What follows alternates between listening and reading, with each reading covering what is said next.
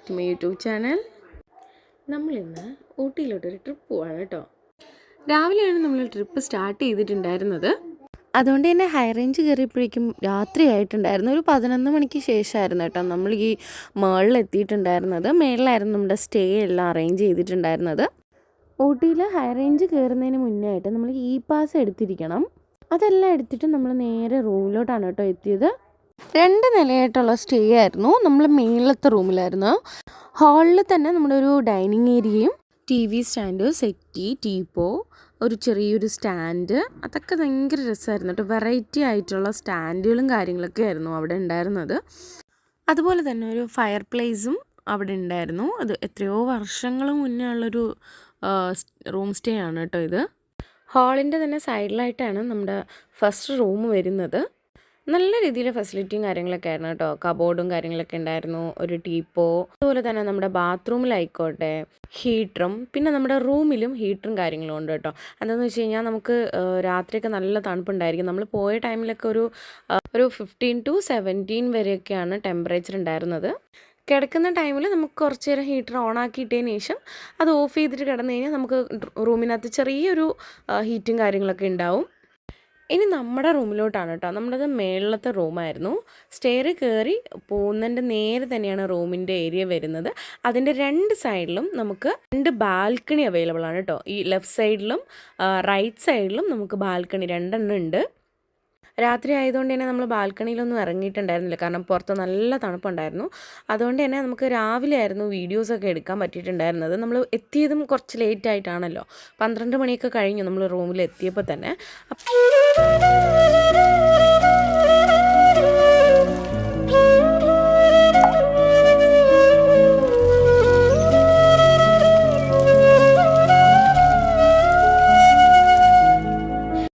നമ്മുടെ ഈ റൂമിൻ്റെ ഹൈലൈറ്റ് എന്ന് പറയുന്നത് ഈ ഒരു ബാൽക്കണി തന്നെയാണ് കേട്ടോ. ചെറിയൊരു തണുപ്പും ആ വെയിലിൻ്റെ ചൂടും കൂടെ കൊണ്ട് നിൽക്കുമ്പോൾ വല്ലാത്തൊരു ഫീലായിരുന്നു.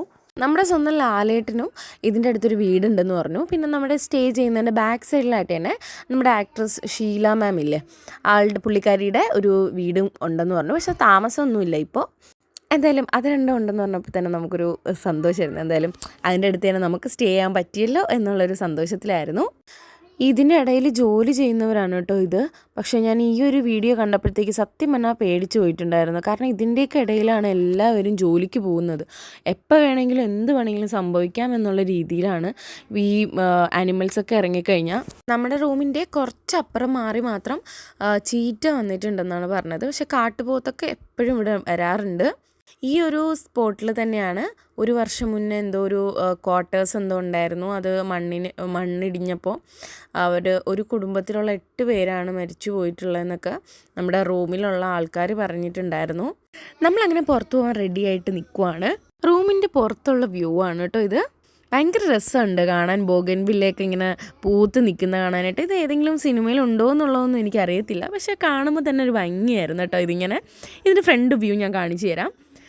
ഇതാണ് അതിൻ്റെ ഫ്രണ്ട് വ്യൂ. അതിൻ്റെ സൈഡിലൊക്കെ ഒരുപാട് പൂക്കളൊക്കെ ഉണ്ടായിരുന്നു കേട്ടോ. ഭയങ്കര രസമുണ്ട്. ഡാലിയാണെന്ന് തോന്നുന്നു, എനിക്കറിയില്ല, പക്ഷെ നല്ല രസമായിരുന്നു കേട്ടോ. അങ്ങനെ ആ വീടിൻ്റെ പരിസരമൊക്കെ നമ്മളൊന്ന് ജസ്റ്റ് ഒന്ന് പോയി നോക്കിയിട്ട് വന്നിട്ട് നേരെ ഫുഡ് കഴിക്കാൻ പോകണം കേട്ടോ. നമ്മളിപ്പം നമ്മുടെ റൂമിൽ തന്നെ ഒരു ആൻറ്റിയും ഒരു അങ്കിളും ഉണ്ടായിരുന്നു കേട്ടോ. ആണ് കേട്ടോ നമുക്ക് കുക്കൊക്കെ ചെയ്ത് തരും. നമ്മൾ എന്ത് പറഞ്ഞാലും അവർ ഉണ്ടാക്കി തരും, പക്ഷേ എക്സ്ട്രാ പൈസ കൊടുത്താൽ മാത്രം മതി. അപ്പോൾ അങ്ങനെ രാവിലെ നമുക്ക് ഇഡ്ഡലിയും സാമ്പാറും ചമ്മന്തിയും വടയും എഗ് ഓംലെറ്റും ആയിരുന്നു. നന്നായിട്ട് ഫുഡൊക്കെ കഴിച്ച് നമ്മൾ നേരെ പോയത് ദൊഡ്ഡപേട്ട എന്ന് പറയുന്ന സ്ഥലത്തോട്ടാണ്. ദൊഡ്ഡപേട്ട അത്യാവശ്യം നല്ല തിരക്കുള്ള ഒരു സ്ഥലമായിരുന്നു കേട്ടോ ഇത്. മെയിൻ എൻട്രൻസിൽ തന്നെ ഇതേപോലെ ഒരുപാട് ഷോപ്സ് ഒക്കെ അവിടെ ഉണ്ട്. ഈ കടകളൊക്കെ പാസ് ചെയ്തിട്ട് വേണം നമുക്ക് ആ പീക്ക് പോയിന്റിൽ എത്തേണ്ടത്. അതൊരു അടിപൊളി വ്യൂ പോയിന്റ് എന്നാണ് കേട്ടോ എല്ലാവരും പറഞ്ഞത്. നമുക്ക് പർച്ചേസ് ചെയ്യാനാണെങ്കിൽ പോലും നല്ല നല്ല സാധനങ്ങൾ ഇവിടെ ഉണ്ട് കേട്ടോ. തൊപ്പി ആയിക്കോട്ടെ, ടോയ്സ്, പിന്നെ ഷോ പീസുകൾ, കീ ചെയിൻസ് എല്ലാം ഒരുപാട് ഓരോ ഡിസൈനിലും മോഡലിലൊക്കെ അവൈലബിൾ ആണ്. ബാഗ്, ടാറ്റൂവും ചെയ്യുന്നുണ്ട് ഇതിൻ്റെ ഇടയ്ക്ക്. അപ്പം അങ്ങനെ ഒരുപാട് സംഭവങ്ങളുണ്ട് കേട്ടോ ഇവിടെ. നമുക്ക് മാല, കമ്മൽ ഒക്കെ വാങ്ങാൻ പറ്റും. പോകുന്ന മിക്ക സ്ഥലങ്ങളിലും ഇതേപോലെ ക്യാരറ്റും ബീട്രൂട്ടും ഒക്കെ ഉണ്ടാവും. സംഭവം എന്താ വെച്ച് കഴിഞ്ഞാൽ ഇവരിവിടെ കൃഷി ചെയ്ത് ഉണ്ടാക്കുന്നതല്ലേ, എല്ലാം ഫ്രഷ് സാധനങ്ങളാണ്. ഇവിടെ നമ്മൾ ക്യാരറ്റും നമ്മുടെ ചോളവും ഒക്കെ ടേസ്റ്റ് ചെയ്ത് കഴിഞ്ഞ് കഴിഞ്ഞാൽ സത്യം പറഞ്ഞാൽ നല്ല നമ്മുടെ നാട്ടിലൊക്കെ കിട്ടുന്നതിനേക്കാളും നല്ല ടേസ്റ്റാണ് കേട്ടോ. കാരണം നല്ല ഒറിജിനൽ സാധനങ്ങളല്ലേ ഇവിടെ എല്ലാം. നമ്മുടെ വ്യൂ പോയിൻറ്റിൻ്റെ അടുത്തായിട്ട് തന്നെ ഇതേപോലെ ഫോട്ടോസൊക്കെ എടുക്കാൻ വേണ്ടി ആൾക്കാരുണ്ടായിരുന്നു കേട്ടോ. അപ്പം നമ്മളും 2 ഫോട്ടോസ് എടുത്തായിരുന്നു. നമ്മുടെ ബാക്ക്ഗ്രൗണ്ട് വന്നിട്ട് ഇതിൻ്റെ വ്യൂ പോയിൻ്റാണ് കേട്ടോ വരുന്നത്.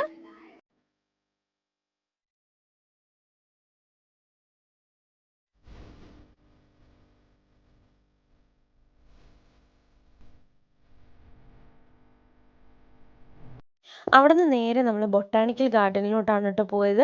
ഇവിടെ ടൈമിംഗ് എന്ന് പറയുന്നത് 7 മണി തൊട്ട് 6:30 മണി വരെയാണ്. അതിന് മുന്നിലായിട്ട് തന്നെ കുറച്ച് ഊട്ടി പൂവൊക്കെ ഉണ്ടായിരുന്നു. അപ്പോൾ ഊട്ടി പൂവൊക്കെ വാങ്ങിച്ച് ഒരു ഫോട്ടോ ഒക്കെ എടുത്ത് ഷോ ഒക്കെ കാണിച്ചിട്ടായിരുന്നു നമ്മൾ ഉള്ളിലേക്ക് പോയിട്ടുണ്ടായിരുന്നത്.